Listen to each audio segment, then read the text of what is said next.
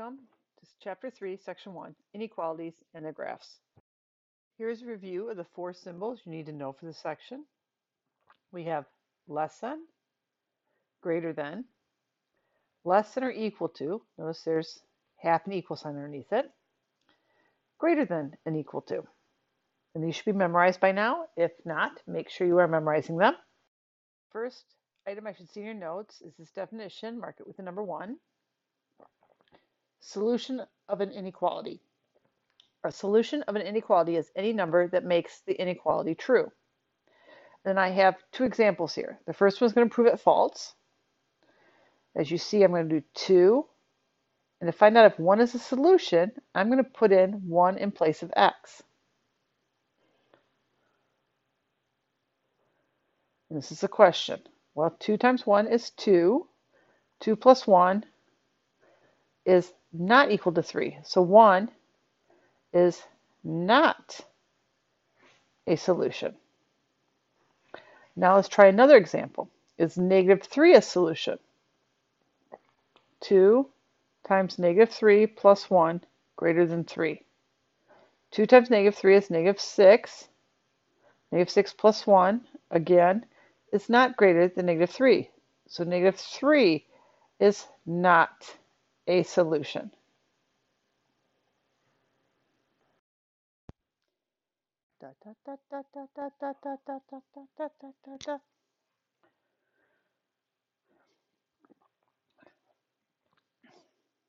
So what is a solution? Well, to solve this, we can do the same steps we did in solving equalities. We can isolate the variable. We can do that by subtracting 1 on both sides. Now, whatever we do, we still need to do equally to both sides, even though it's an inequality. So plus 1 minus 1 cancels. So I have 2x is greater than 2. We can divide by 2 or multiply by 1/2. So x is greater than 1. So any number greater than 1 will make this a true statement. And that will be one of my solutions. Well, let's try it. Let's pick a number greater than 1. Let's pick the number 2, since 2 is greater than 1. So we're going to have 2 times 2 plus 1. Is that greater than 3? And of course, 4 plus 1 is 5, and 5 is greater than 3. So yes, 2 is a solution. Matter of fact, any number larger than 1, even if it's 1.1, would make this a true statement. The second item you should put in your notes. I realized the first item was quite large and long, but this needs to go in your notes as well. We are going to look at how to graph to indicate the solutions of an inequality. So if we have all real numbers less than 2, which is shown by this right here, x is less than 2, we would graph that by having an open circle at 2, and then we'd ask ourselves, which side of the line is a true statement? Is it where 4 is or where 0 is? Of course, 0 is the side less than 2, and so we shade it this way. Now, once again, I have an open circle. That's because this is a less than sign. A less than or equal sign would cause it to close, as we're going to see in the next example. In the next example, we have x is less than or equal to 1. So at 1, I'm going to have a closed circle. Now the difference here is that in the second example, I have an equal sign in here. It's less than or equal to, and that's going to give me a closed circle. When it's just less than, I have an open circle. X is less than 1. This is the side that has the numbers less than 1. These numbers are all smaller than 1. Last example, we have x greater than 0. So at 0, I have a closed circle. Do you know why I have a closed circle? Yep, that is because we have an equal sign there. And x is larger than, all real numbers greater than 0. So this is the side with the numbers larger or greater. Now once in a while people get confused and say, well, you shaded this side because it pointed that way. Shaded this side because it pointed that way. Shaded this side because it pointed. No, no, no, no, no. Let me say again, no, that's not it. Stick some numbers in and make it seem true, and that's the side you shade. For example, 0 is less than 2. so I shaded the side that had the 0 in it. 0 is less than or equal to 1, so I shaded the side that had the 0 in it. 3 is greater than or equal to 0, so I shaded the side that had the 3 in it. That is how you want to think about this. This is the third item in your notes that needs to be there. You can always add extras.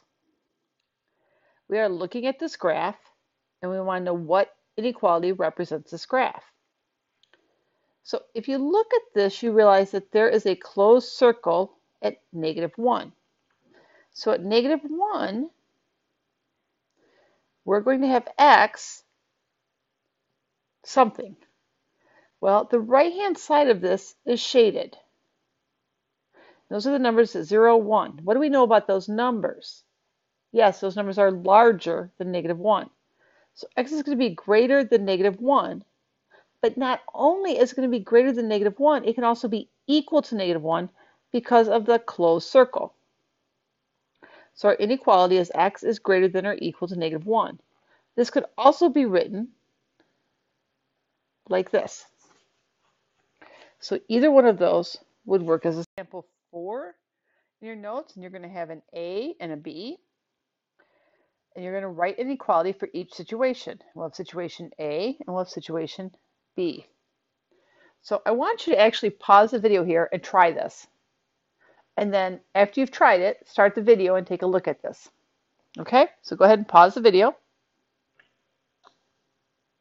Did you pause the video? Be honest. If not, take a moment, pause that video, try it, and then come back to it while I show you how it's done. Okay, I'm going to assume you've paused the video. In the first example, we have trail rides starting at 1999. So we know that our number is 1999. Now ask yourself, is our trail rides going to be larger than 1999 or smaller? Yeah, it's going to be larger. So x is going to be larger than 1999. Now, can it ever be equal to 1999? I would say yes. It has a starting price of 1999, so it could be equal to. So our equation is x is greater than or equal to 1999. In the second example, we have 8 miles per hour. Now that's a speed limit. That should be our top number. So our x is going to be smaller than that number.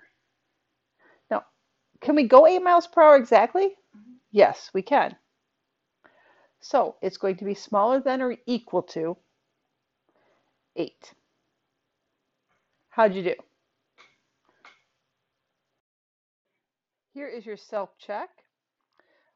All you need to do here is to look at the situation and compare it with these and put these in one of the two situations where x is greater than or equal to 0 or x is greater than 0. So these items should be filled into 5A or 5B. Make sure you put the problem on your paper so I know what I'm looking at. And then for C, I want you to describe how they differ. If you're done with that, go ahead and check yourself for your knowledge of inequalities, solution to an inequality, and a graph of an inequality, and tell me how well you think you get it. And I will see you in class tomorrow.